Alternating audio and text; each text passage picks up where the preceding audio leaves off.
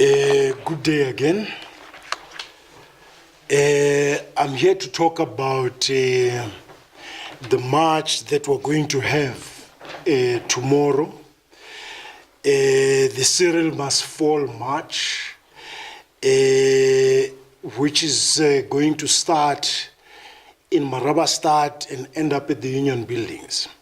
But before I do that,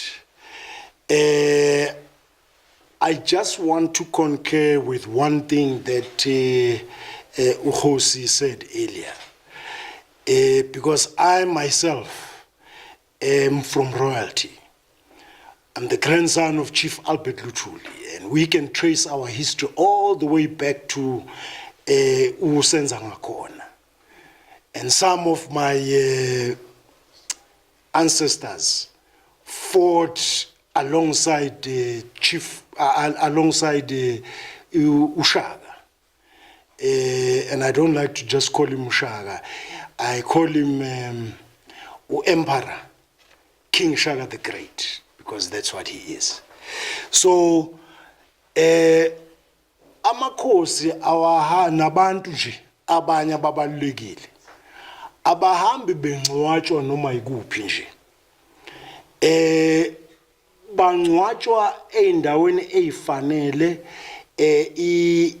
i-position leyo ababenayo ku-society. Uthatha inkosi uyengcwaba noma ikuphi, kufanele ihambe iye kubo la isuka khona. Yeah. Nabantu ababalulekile njengama-president nabo into efanayo, kufanele bahambe kwamanye amazwe. They have presidential squares where all the presidents are buried. So akwazi ukuthi kuzofika abantu ababuya ngaphandle bezongcwaba ama-president namakhosi abo la eSouth Africa. Ngakho ke bengithi nje angisho ukuthi nami ke ngikusho lokhu ngasesayidini lami nje ukuthi lento eshiwo inkosi iyiqiniso ngempela ngempela. Right, now let me get back to what I was actually here to talk about, which is the Cyril Must Fall March that will be happening tomorrow. This initiative of this march is the initiative of Defend SA, but it is supported by UCM. UCM stands for the United Civics Movement, which is an umbrella federation of South African civic movements. And my organization, PCC, is part of UCM. So we're making this announcement on behalf of Defend SA and UCM. On Friday, the 18th of July 2025, in other words, tomorrow, the symbolic Nelson Mandela Day, thousands of determined South Africans from across all provinces will gather in Pretoria for the Cyril Must Fall March to the Union Buildings. Organized by Defend SA and supported by UCM, a federation of civic movements. This national protest is a bold declaration by the people against the ongoing decay of leadership, governance, and accountability under President Cyril Ramaphosa.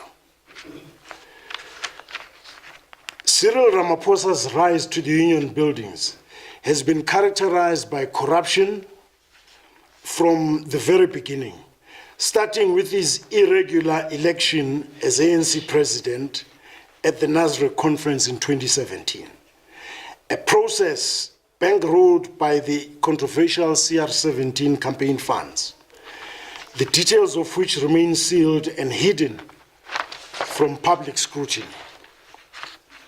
Since then, the president has failed to account for the Phala Phala scandal.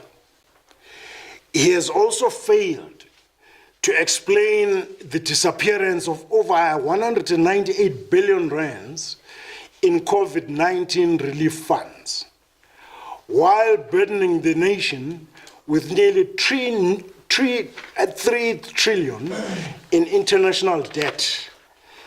Yet there is nothing tangible to show for it. Instead, South Africa is in crisis. The economy is on crutches.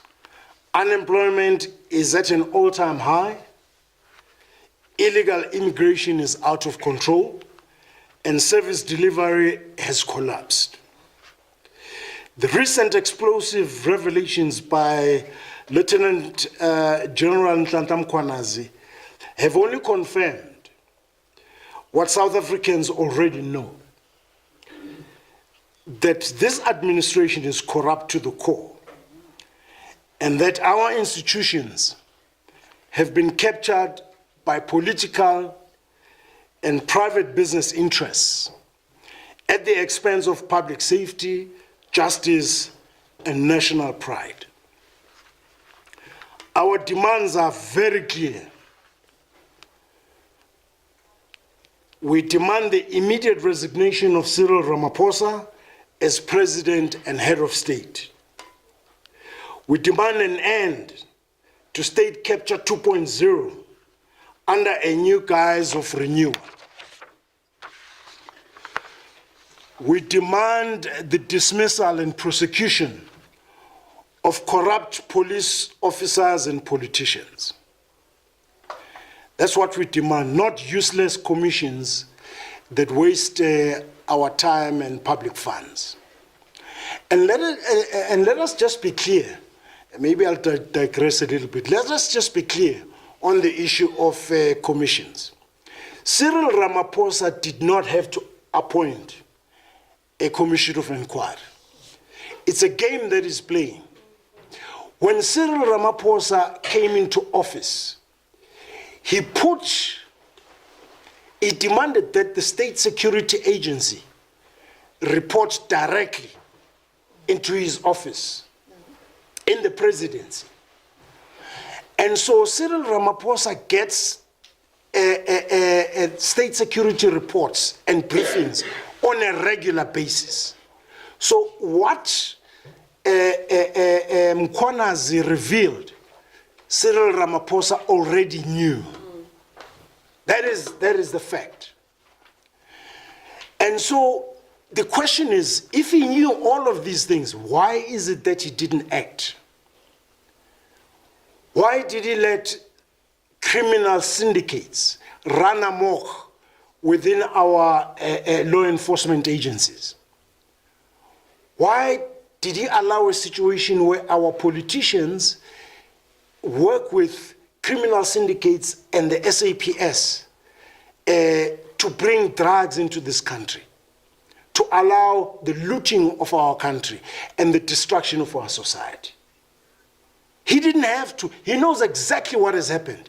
It's not as if this commission is going to reveal something new that he doesn't know. So there was no need for this. He should have acted. As a leader, if he was a true leader, he should have acted, and he did not.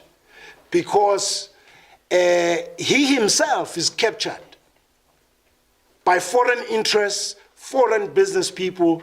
He's not acting in the interests of South Africans. He has absolutely no interest in advancing our country and making sure that South Africans are successful people. We also demand strong action to halt illegal immigration and restore border control. And we demand the reinstatement of the informal economy to the hands of locals. This is not just a protest. Tomorrow's march is not just a protest. It is a clarion call for national renewal. South Africans from all walks of life are rising to reclaim their country from those who have betrayed the Constitution and public trust. We urge all patriotic South Africans to stand together and say, Cyril must fall, the people must rise.